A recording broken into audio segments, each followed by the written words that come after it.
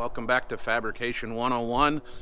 We're heading back out to the shop to work on our center console some more. Hopefully we'll get some progress done, get the cup holders and the little cubby box finished up. If you're liking this content, don't forget to like and subscribe. And without any further delay, oh, look at that, there's a guy paragliding up there. I don't know if you guys can see him or not. Without too much more delay, we'll get back to work. All right, it's time for work on the top part of my center console here. From measuring in there, I know I need to come at least 14 inches up from the back of the frame to clear the back part of the shifter mount. 14 inches should put me right pretty much where I need to be, so I'm going to put a mark at 14 on this side and this side. Let's see how square this is if I line my big speed square here. If you're fabricating and you don't have at least a couple of speed squares, you probably ought to get some. This is actually pretty straight. I'm surprised. I'm not 100% surprised, but kind of surprised. So there's my back line. I know that I want to put some 3-inch circles in here for cup holders. I scrounged up some of my 3-inch aluminum tubing that I used when I was building the intake for the Bronco. I think that'll work pretty good. A soda can drops right down in there, 3 inches. I don't know if I'm going to need to go much bigger. So I do need to find my center. Like I said, it's right about 8.5 inches. So we'll put a mark at 4 1/4, and we'll double check it this way. That right at 4 1/4. Put a mark back here. 8.5, 4 1/4. Same thing. It's a little different, so we'll kind of split the difference there. And we'll give ourselves a straight line down the center to measure often for some of our other pieces. It's important to try and give yourself a good center line that you can work from so you can make nice accurate measurements. Now I know the back edge of the shifter mount is actually at like 14.5. So I decided to go to 14, give myself a little bit of room. So that means I know I can put my cup holder right there, right on that edge, and I should still be fine space-wise. What I need to figure out is how far over I want them to be, how much room I want to have between them. And I think that would probably be good. It looks like about 3/8 of an inch. Yeah, right at 1/2 inch. So if I measure over from my center line to 3.5, down, or excuse me, not 3.5, 1 3/4 would be half of 3.5. Then I can go down, and then I measure down here 1.5 inches, because I want to go down 3 inches. Then I can mark my center line for my hole saw so I can drill my holes. So down 1, 2, 1.5 inches. Should give me 3. And then we'll just do it this way. We'll go 2 inches because we want to go 1.5 inches plus 1/2. So we'll do it 2. We'll do this side 2. That should give me my marks. Now I just need to transfer them down so I can get my center lines.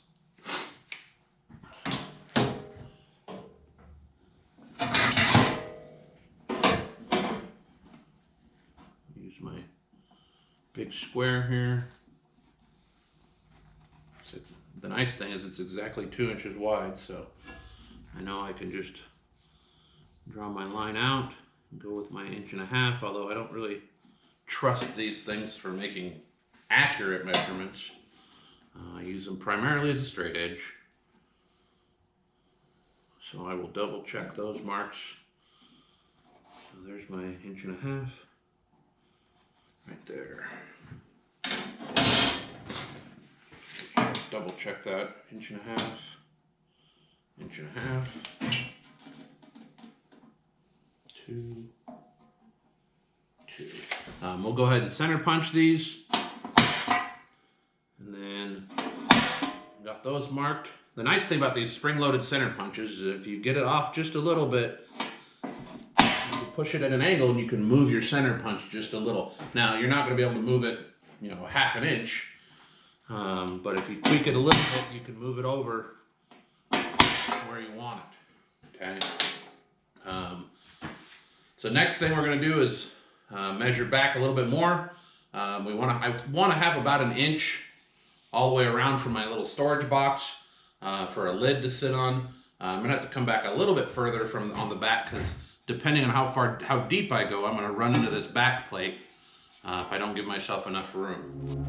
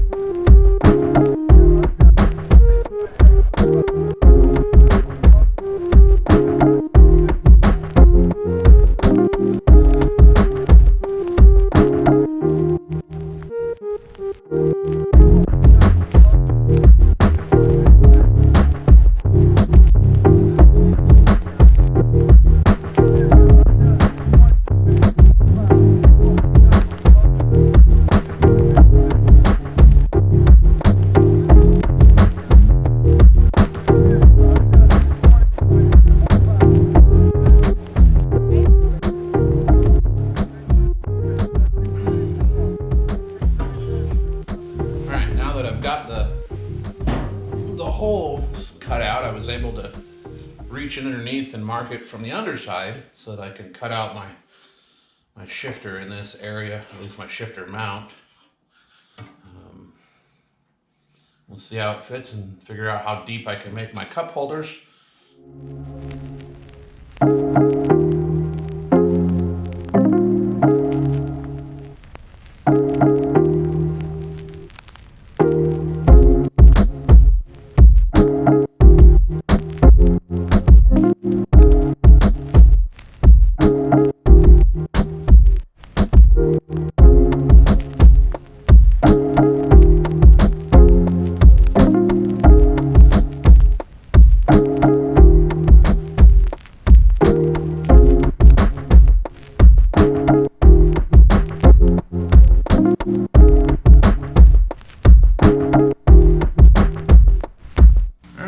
Surprisingly, that actually went pretty smoothly.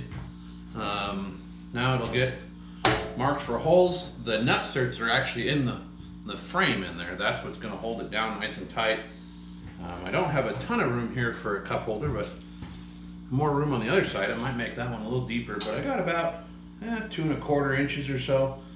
Might leave it up just a little bit, maybe call it 2 inches, just so there are not any clearance issues. This shifter pops in, sits right down in there the way it's supposed to. Nice and snug, it's not wiggling around a lot, so I'll mark these holes, get them drilled, and see where to go from there.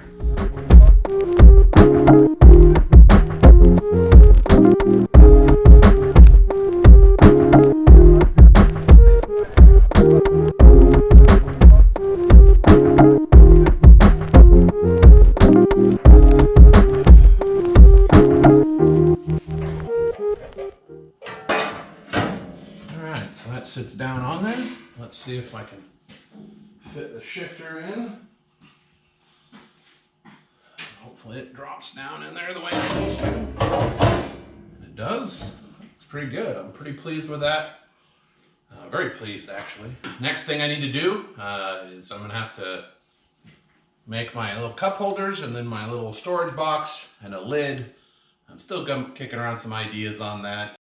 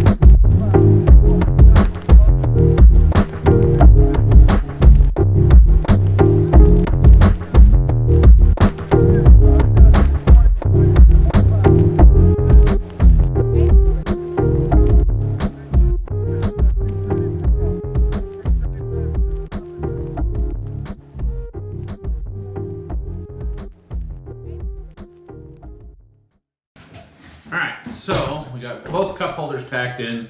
I don't want to weld them completely yet until I make sure everything's going to fit. I need to stuff the shifter in there, make sure it's going to clear underneath. I did go ahead and weld the bottoms in since I didn't really think that would matter that much if they weren't welded in. I didn't want to have to mess with trying to weld them in there or have to cut them back out to weld them, although either one would have been the end of the world.